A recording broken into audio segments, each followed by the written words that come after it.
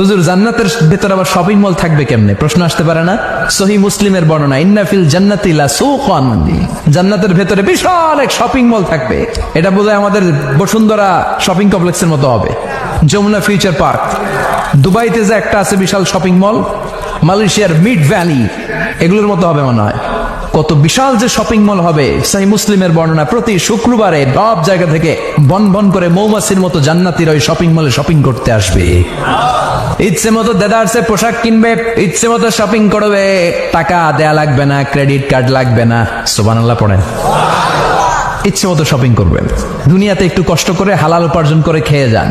আল কানাআতু মিনাল ইসলাম, অল্পে খেয়ে তুষ্ট থাকা আর আল্লাহ শুকরিয়া করা, এটার নামই ইসলাম। অল্প খাও, অল্প পড়ো, অল্প জমাও, অল্পের ভেতরে বরকত ঢুকাই দিছে কে? অনেকে দেখবেন অনেক খাই খাই নাই নাই করে, এটা যাদের স্বভাব তাদের কখনো বরকত হয় না। অল্প খাবেন, অল্প পড়বেন, আর হালালের সাথে সম্পর্ক করবেন। আল্লাহুম্মা কফিনি বিহালালিকা আন হারামিক ওয়া আগনিনি বিফাদলিকা আম্মান সিওয়াক। বিষ্ণুনবী দোয়া করতেন, আল্লাহ হালালকে আমার জন্য যথেষ্ট করেন, হারাম থেকে আমারে বাঁচিয়ে রাখেন। পড়েন আমিন। হালাল অল্প হলেও হালালে বরকত আছে না নাই? হারাম বেশি হলেও এটাতে কোনো বরকত নাই, ঠিক কিনা?